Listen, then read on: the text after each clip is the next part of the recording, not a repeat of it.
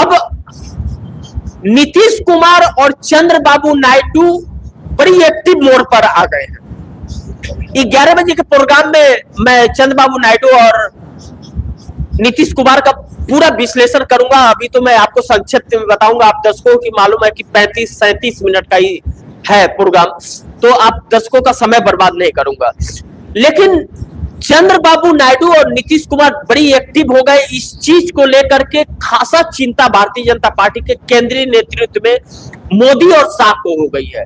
और नितिन गडकरी के बयान ने बड़ी असमंजस में डाल दिया है कि इंडिया गठबंधन जो कह रहा है कि मैं सरकार बनाने जा रहे हैं, बनाएंगे, सरकार गिराने जा रहे हैं, यानी कि नितिन गडकरी पर दांव खेला जा रहा है।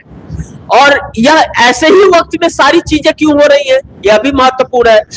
इस बीच जो नरेंद्र मोदी के मंत्री का बयान आया कि राहुल देश का नंबर 1 आतंकी है, तो नरेंद्र मोदी क्यों नहीं गिरफ्तार कर रहे हैं राहुल गांधी को? करके देखें। उन्हें डर है कि जनता अगर सड़कों पे उतर गई, राहुल गांधी को गिरफ्तार किए, तो इन्हें भागने का जगह नहीं मिलेगा, यह डर है। और वह ईडी सीबीआई इनके कहने पर अब गिरफ्तार किसी को नहीं करेगी, यह क्लियर होता जा रहा है अब। इस बीच हरियाणा के अंदर नरेंद्र मोदी का जो रैली हुआ या जम्मू कश्मीर के अंदर हुआ, तो जम्मू कश्मीर के ऊपर मैं आऊं, इसके पहले हरियाणा का आपको बता दूं कि हरियाणा के अंदर जिस तरह नरेंद्र मोदी ने भाषण दिया, एक उनको बोलने के लिए शब्द नहीं मिल रहे थे।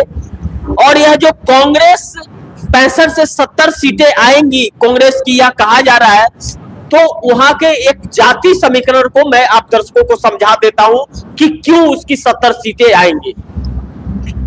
अब हरियाणा के अंदर जो जाति समीकरण है, वह समीकरण बहुत जबरदस्त है। 36 जातियां कांग्रेस के साथ, बीजेपी को साथ होने का डर हरियाणा में लग रहा है। क्यों लग रहा है, यह जातियों का समीकरण देख लीजिए। यह भी मैं आपको बता देता हूं, इसका पूरा विश्लेषण मैं 11 बजे के प्रोग्राम में करूंगा, आप दर्शक जरूर जुड़िएगा। हरियाणा में जाट जो है, वह जाट 22% जाट है हरियाणा के अंदर, और अनुसूचित जाति के जो लोग हैं वह 21% है हरियाणा में। कुल 90 लोकसभा की सीटें हैं। और पंजाबी जो है हरियाणा के अंदर, वह 8% है पंजाबी हरियाणा में। लेकिन ब्राह्मण वही 7.5% ब्राह्मण है हरियाणा के अंदर। और अहीर यादव जिसको कहते हैं, अहीर जो है 5.14% है हरियाणा में। अब वैश्य जो है वह 5% है हरियाणा के अंदर। और जाट सिख जो है, जाट में सिख जो होते हैं, जाट उसमें सिख, जाट सिख कितने प्रतिशत है, तो वह 4% है हरियाणा में। और मुस्लिमों की बड़ी बात भाजपा करती है, तो मुस्लिम कितने हैं, 3.8% मुस्लिम है। अब राजपूत की बात कर ले, राजपूत कितने हैं, तो राजपूत 3.4% है हरियाणा के अंदर। वही गुर्जर समुदाय से आने वाले वह 3.35% है गुर्जर। लेकिन बिश्नोई समाज से आने वाले कितने प्रतिशत वहां पे हैं, तो 0.7% बिश्नोई है हरियाणा के अंदर। और अन्य जातियां जो है, अन्य लोग जो हैं, वह 15.91% लोग हैं। यानी कि यह साफ है कि जाट 22% और अनुसूचित जाति 21% यह है वहां पे सबसे मुख्य है। और पंजाबी 8%। अब आप दर्शक इस समीकरण को समझिए कि पंजाबी 8% और जाट सिख 4%, यानी कि यह 12%, यह 12% भाजपा के तरफ से साइड हो रहे हैं। और अनुसूचित जाति के जो 21% थे, जो भाजपा को कहीं न कहीं वोट देते थे, वह अब भाजपा से छटक गए हैं और वह कांग्रेस की तरफ एक तरफा चले गए। अब इस बीच वैश्व जो है, वैश्व और मुस्लिम, वैश्व 5% और मुस्लिम 3.8%, यानी कि 8.8%, यह भी भाजपा के साथ नहीं है।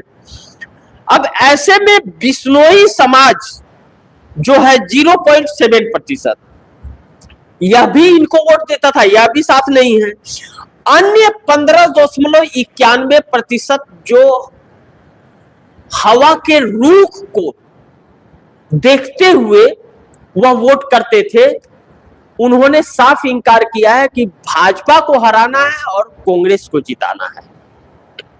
जब यह नारे लगते हैं तो अन्य लोगों के वोट जो है वह कांग्रेस के पक्ष में चले जाते हैं। जब यह नारा गूंजने, आज तक जब जब यह नारा गूंजा है, तब तब यह अन्य जो है वह कांग्रेस की तरफ गए। यह वजह है कि 70 सीटें कांग्रेस के पक्ष में जाती हुई नजर आ रही है। अब जाट और अनुसूचित जाति, जाट जो है और ब्राह्मण 7.5% है, या ब्राह्मण भारतीय जनता पार्टी के साथ रहते हैं या कहीं नहीं जाएंगे। लेकिन राजपूत जो 3.4% है, यह नरेंद्र मोदी को वोट देंगे इस बार, इसमें बहुत शक है। यह आप दावे के साथ नहीं कह सकते कि वह जाट राजपूत इनको देंगे, क्योंकि राजपूत को लेकर के जो नारे लगे लोकसभा चुनाव में भी कि हाथ में गंगा जल लेकर के मां गंगे की कसम, हमारी भूल कमल का फूल, भाजपा को हराना है, यह इन्हें भारी पड़ गया। अब दूसरी तरफ एक समीकरण पे आप दर्शक को चर्चा कर दूं कि किसान संगठनों का कल महापंचायत हुआ है हरियाणा में, और भारी मात्रा में किसान अब निकल पड़े भारतीय जनता पार्टी के खिलाफ प्रचार प्रसार में कि इन्होंने हमारी मांगे नहीं मांगी, हम लोगों के ऊपर गोलियां चलाई हैं और आंसू गैस के गोले छोड़े हैं, हम लोगों को के लिए कानून नहीं बनाए मिनिमम सपोर्ट प्राइस एमएसपी का। अब यह सब चीजें सर्वे में नहीं है। अभी तक जो भी सर्वे आया है लोकपोल का, चाहे जो भी, कि जो 65 सीटें कांग्रेस को आएंगी और 20 सीटें भाजपा को आएंगी, यह सब सर्वे इन सब हरकतों के पहले का है जो विनेश फोगाट के साथ हुआ, कंगना रनौत ने बयान दिया, यह सब उसके पहले का है। और अब किसानों का महापंचायत। आप दर्शकों को यह जानना जरूरी है कि हरियाणा में पूरे 5 साल से किसान आंदोलित ही हैं, कहीं ना कहीं धरना प्रदर्शन चल रहा है, और हरियाणा पंजाब बॉर्डर पे आज भी किसान उसी तादाद में बैठे हैं, वैसे ही बैठे हैं जैसे दिल्ली के बॉर्डरों पे बैठे थे। उनके रास्ते रोक दिए गए दिल्ली आने से, और वह वहीं पे बैठे तो वहीं पे आज भी बैठे हुए हैं, और वह रास्ता बंद है। हाईकोर्ट के आदेश के बावजूद वह रास्ते नहीं खोले गए और सरकार चली गई सुप्रीम कोर्ट, और सुप्रीम कोर्ट में मामला लंबित है। ऐसे में नरेंद्र मोदी के लिए कितनी मुसीबत होगी जब किसान निकल पड़े हैं कि भारतीय जनता पार्टी को हराना है, तो आप दर्शक समझ सकते हैं।